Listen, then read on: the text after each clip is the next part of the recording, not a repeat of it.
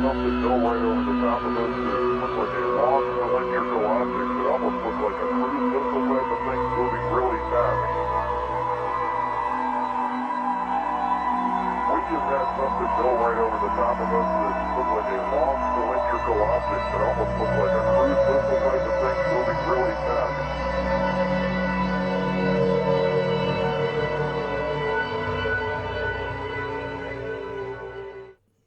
Assuming they are on Earth, Douglas, do you think they're faking it with just a camera, or do you think they've actually got a Mars rover there, the whole thing simulated, and so the images are coming from the rover, or do you think it's just a guy with a camera and a tripod? They can insert the bit of the rover that's seen. They're using all the techniques. Sometimes the rover's there, sometimes it isn't. Sometimes they're using CGI to stitch together various components to create a realistic landscape.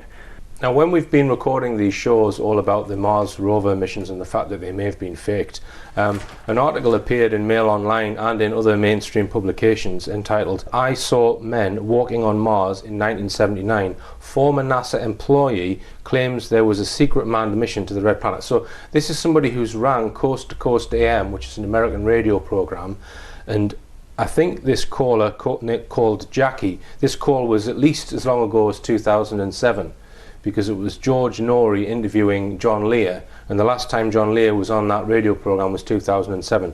So they've dragged up this story from over 7 years ago of a woman who claimed to work for NASA and who said that some of the Viking images had people in them. But it seems dubious to me, because this person describes moving images and also says that when the Viking craft was moving around the surface of Mars, well, in fact it wasn't, it was a stationary lander. So I'm very skeptical of this story, Douglas, but mainstream media have put this up strangely when we are putting out this research. One aspect that I particularly Well, this is one of my issues. To muddy the water even more, can we actually trust mainstream media with anything that NASA feeds them? You know, they're always doing some sort of counterintelligence sort of operation, aren't they? In the sense that where your sources, you know, like Rich said here, you know, it's not consistent with what this lady was saying. You know, she said when the Viking mission was moving around, it's caught these images. Obviously, Viking didn't have any wheels on it. It was a static probe that landed on there.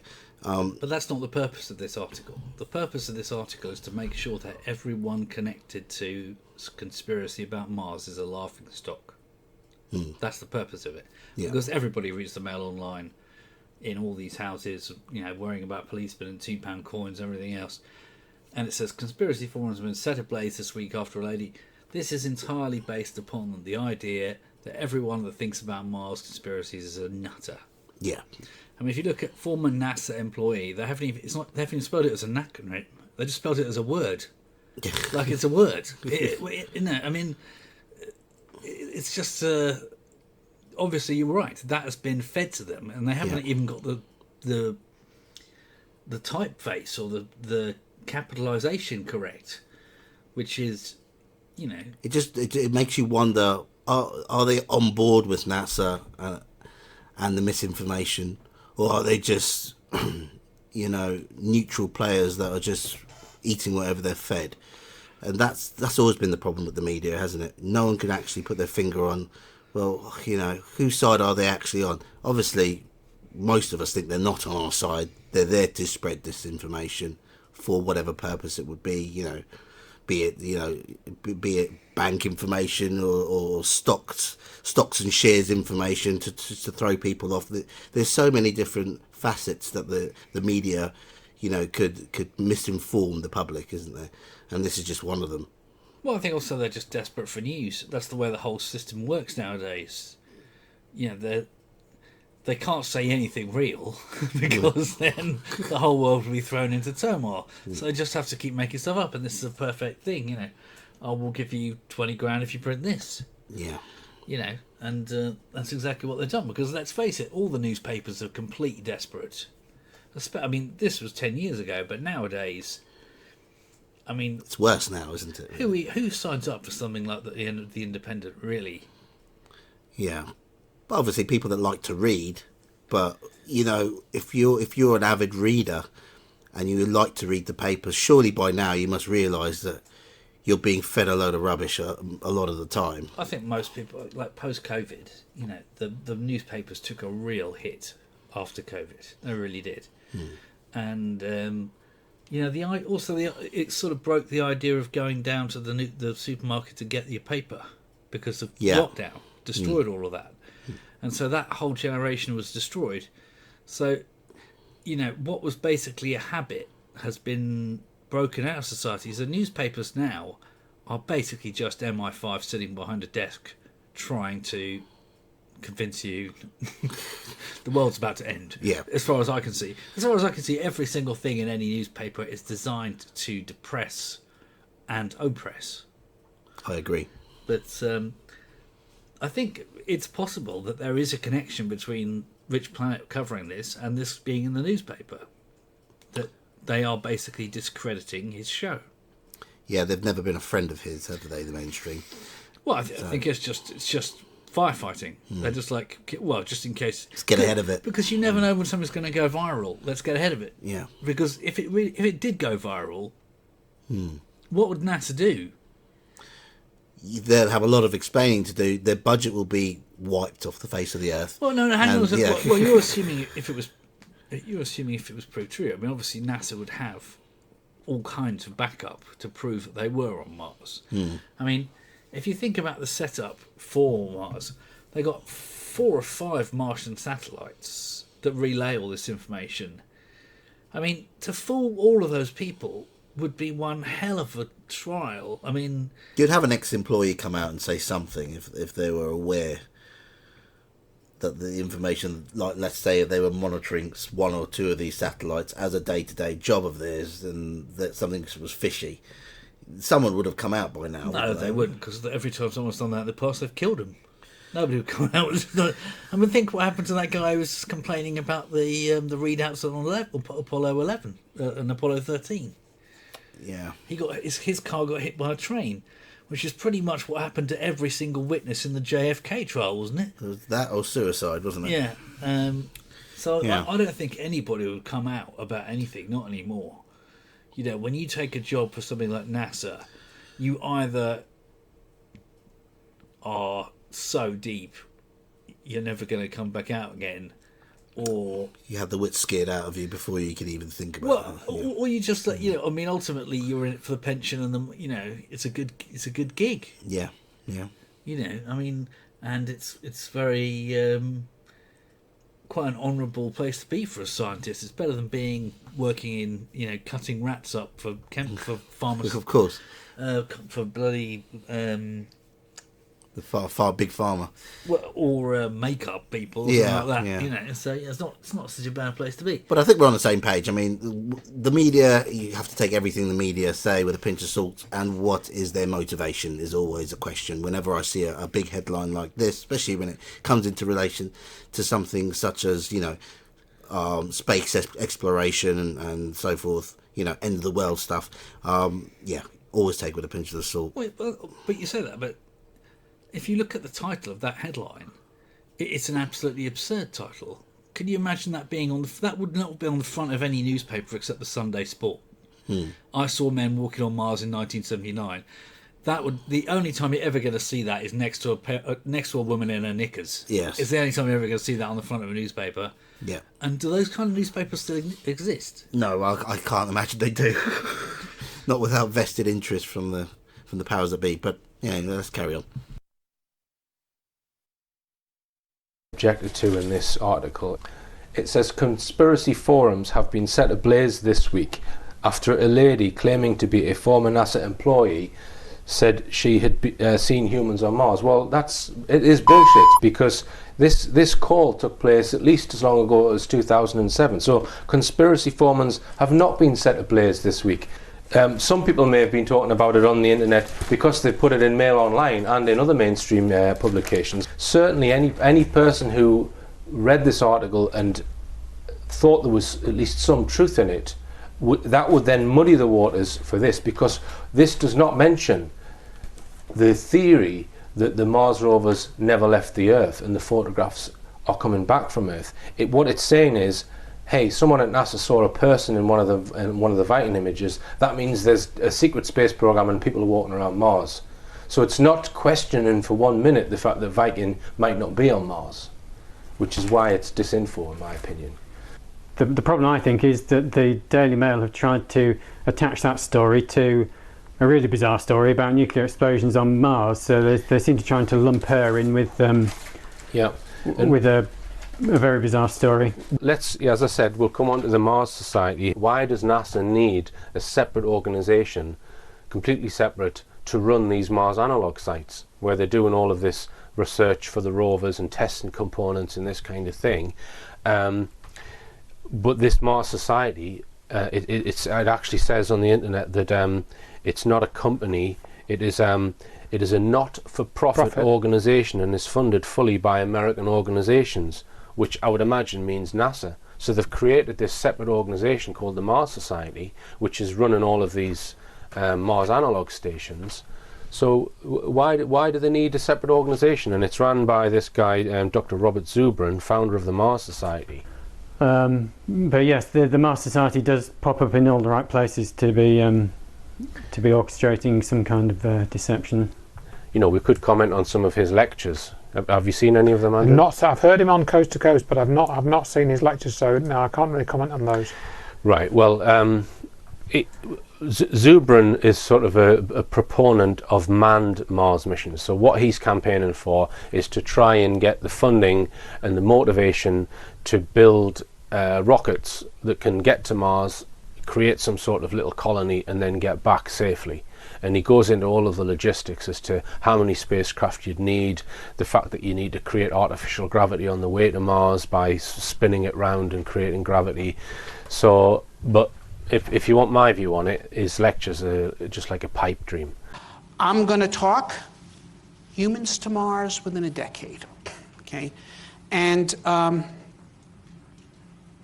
going to talk a little bit about why I think it would have to be done in that kind of time frame if you're going to do it. I'm going to talk at some length as to how I think it could be done. In fact, I'm going to show you 2 different ways it could be done. Humans to Mars within a decade, okay? Is that really possible? NASA's current, timeline is to do it around the year 2047. Mars Direct was actually conceived by a team led by me and another engineer named David Baker at Martin Marietta, which became Lockheed Martin, in 1990. This is the mission sequence chart for the Mars Direct plan. You can launch to Mars every 2 years, and we're going to be launching 2 boosters every 2 years to Mars in order to do this. First of all, any space operation requires an appropriate launch vehicle. And we set ourselves the task of designing one in the Saturn V class out of available technology, shuttle technology. So you have 4 shuttle main engines, a couple of solids, the external tank core, hydrogen oxygen upper stage, and a 10-meter fairing, or 33 feet if you work at Lockheed Martin. And this could lift 120 tons to low Earth orbit. But more importantly, it could use this upper stage to send 47 tons on direct trans-Mars injection or 59 tons on trans-lunar injection. And that is how we wanted to do the mission. Just lift and throw and let it go. Send the payload to the planet, the same booster that launched it in the first place. That's how we've done every real unmanned planetary mission. That's how we did the real Apollo missions to the moon. No one's ever done a mission to anywhere by lifting things to the space station and waiting for... That's really weird. Why did he say real? He had to emphasise that. The gentleman is very animated. I've seen a number of his lectures. He has some interesting ideas, doesn't he? I suppose that's fair enough, because if you've spoken to people in the past who say it's fake, maybe you would do that. Yeah, I think he had to emphasise it because, he is in with the crowd, isn't he?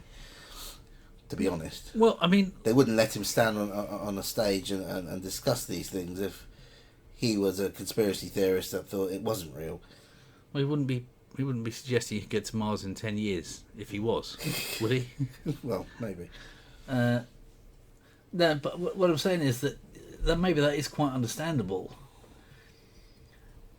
So he's talking about a system that would... So it's interesting that there's only 12 tons difference. Well, you're taking the main payload, which is the shuttle, away from the booster and the two solid rocket motors. So that weight saving will then obviously go into carrying cargo. Now, obviously, he's suggesting that you're using the gravity of the moon to slingshot at the right time. So obviously, that in itself saves fuel. I don't know if the trajectory and the speed is ideal. I don't know if it's as fast as you can go if you use like an ion engine or something like that. But you know, this was many years ago. This is obviously this talk. This is 2014. Yeah. So this is 10 years ago. Yeah. But the technology hasn't moved on since the V2, mate. It's exactly the same. Yeah, well, it's still rockets, a rocket. Yeah. But the simple truth is that it's surprising to me that there's only a 12-ton difference in payload. Mm. So when you think about what that really means, he was talking about getting 120 tons to LEO for low Earth orbit. Right, so you could send like 4 of those up and have 500 tons in low Earth orbit. They could all as a staging point get together, as a staging and then you know how many tons could you get to Martian injection then? I mean, it is amazing that 120 tons to low Earth orbit is only 47 tons to Mars. That is how much fuel you have to burn. So you have to burn half the fuel, more than your weight of your payload, so nearly 3 times. It makes sense that you'd want to send a number of loads up at once and then, like I said, just rally them together at a staging point and then move it off on a trajectory to Mars at the right time of year, obviously when the planets are. Lift and throw and let it go. Yeah, lift it, throw, let it go. Okay. For the interplanetary cruiser to return from Saturn and be refitted to load the payload on it and then go back out. No, just lift and throw and let it go. And the RV. And what this is a little rocket ship for returning from Mars to Earth in the terminal stage of the mission. But no one's in it when it goes out the first time. Or a crew of 4 for a 6-month voyage from Mars back to Earth. Landing site. No. This is the real problem for me. Are you honestly telling me you could sit in a small pod for 6 months? Without going absolutely stir crazy. And physically, in terms of food, water, everything, 6 months is a hell of a long time. Think of the infrastructure you need on the planet for emergencies and so forth. What are they coming from? So you've gone from an isolated planet where you're doing experiments within a pod. I guess you're not going to be doing much else. To then another pod for another 6 months. This is what I can't You'd be understand absolutely nuts by the time you got home. Even Elon's plan. You can, until you've got suspended animation or something that doesn't use rocket fuel, even thinking about Mars is just completely bonkers. For a manned mission, yes. So Absolutely. why are we talking about it even? Why are we not talking about some other form of propulsion than bloody rockets? They're useless.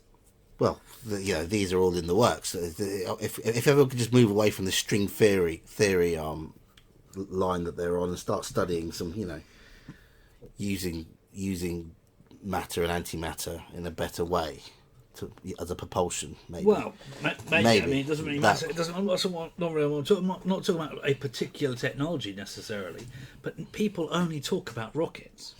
Nobody says if we're going to get to Mars, we need to come up with something better.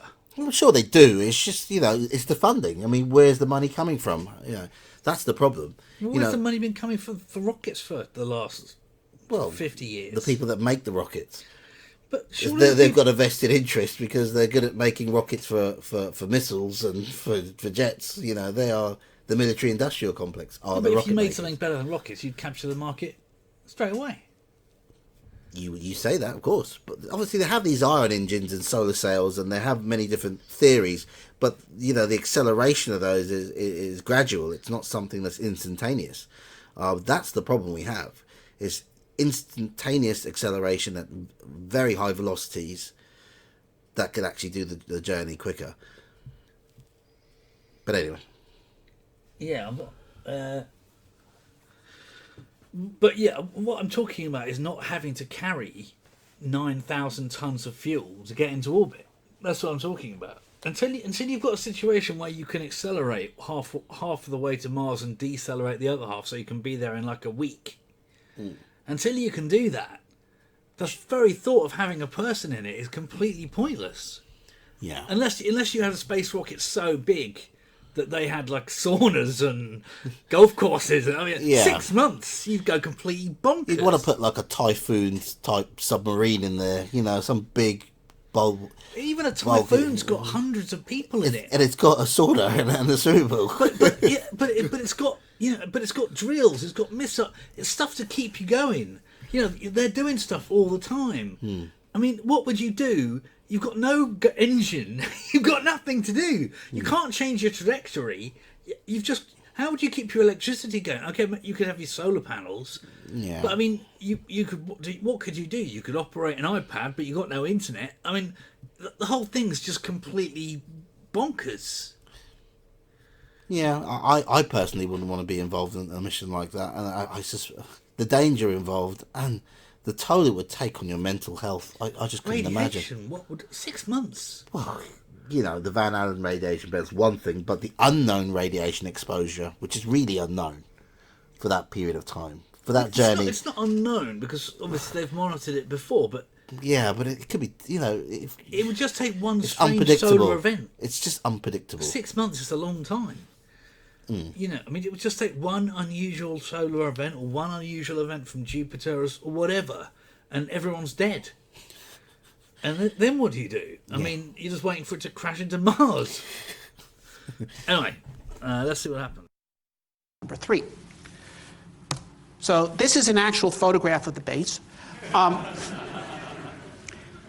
What you see here's the Earth return vehicle. There's the cabin, the 2 propulsion stages, the intakes for the chemical processing unit, which is built into the landing stage that acts as the takeoff pad for the rest of it. Here's the reactor and the crater in the background, the habitat, upper stage where they live, the upper deck where they live, lower deck is the garage for the little pressurized rover, a couple of solar panels, uses backup power if you have to turn the reactor off. You also have backup power by running the engine of the rover or the light truck, which may be hard to see, but it's sitting over here. It's an unpressurized vehicle, which is also the backup for this one.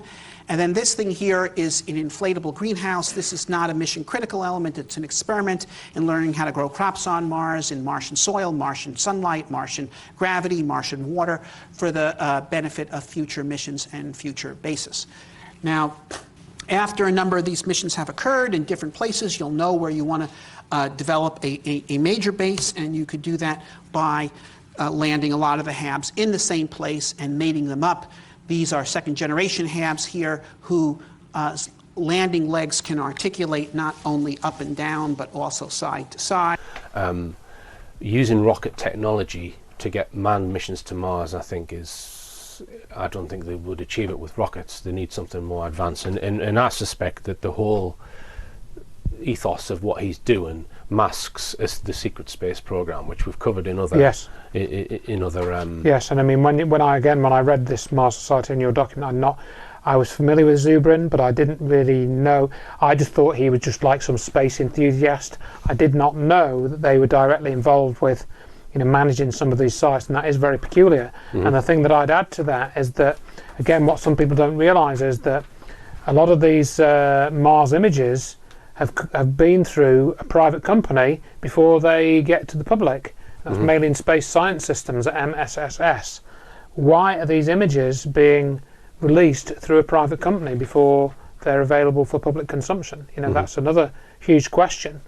And Zubrin did work for Lockheed Martin, who develop secret aircraft, and I wasn't able to find out what he actually did when he worked for Lockheed Martin. I've picked out a quote from one of Zubrin's lectures where he says, "The idea that we cannot go to Mars until much more advanced propulsion systems that can get us to Mars in 30 days is not a valid argument, and I believe it is disingenuous as well." Now, I find that 30 days quote very interesting, because when I give my lecture about Ed Fouché's TR-3B, I suggested that they've already got the capability to get to Mars within 4 weeks. It's a very similar time period. It is, isn't it? So does Zubrin know something that he's not letting on, because all of his lectures are based on rocket technology and nothing more advanced than that. So, I mean, that brings also, I think there's another group called the Planetary Society, which also has, I think, a similar kind of language about space exploration in general. And I know that one of the people that's associated with that is Robert Picardo. So this is something I've got from Carl James, and he's been involved with people at JPL as well, Robert Picardo, and he played the holographic Doctor in Star Trek Voyager. So that's a connection worth looking into, and how that, I think we're sort of just touching on a whole sort of. What the heck has that got to do with anything? Yeah, that's really poor association there. I mean, and to me, speculation. I don't think Zubrin's got anything to do with that. I don't think he's any kind of player. To me, could have been the janitor for all we know. Well, we don't know what he did. To me, the whole point of the Mars Society and the Planetary Society are just for something else for school kids to look at. It's the watered down scientific information It's to be just got digestible to the public. Nothing to do with, if it is being used as disinformation, the people involved in it have no idea. No, absolutely. I think that's the case for many of these individuals that come up with these ideas. I think he is a figurehead, a talking head for them to spread,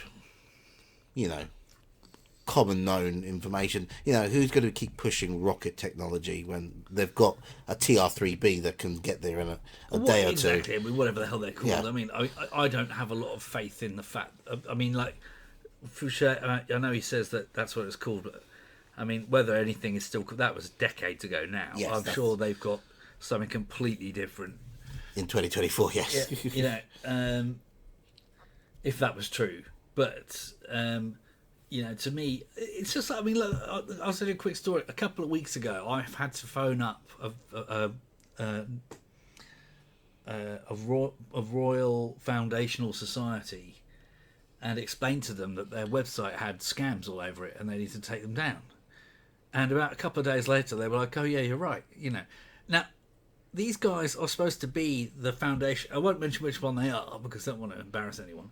But they're people who get a lot of funding, and everyone there's got a freaking MSc or a PhD or whatever, and they can't even see that their website's got Bitcoin circuit all over it.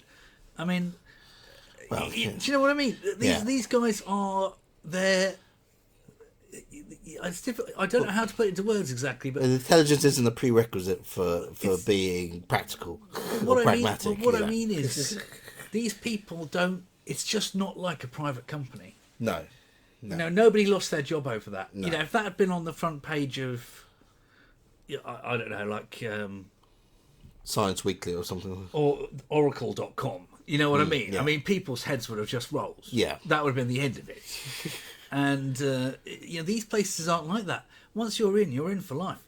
If you screw something up, it's like being in the cabinet. They'll just move you around. It's just a different kind of thinking, because you are basically weaponized against the public, and because you are so in your bubble, just having meetings all day about the most frivolous nonsense, you are being used to disenfranchise people from reality, and you don't even realise it. So, do you know what I mean by that? Yeah.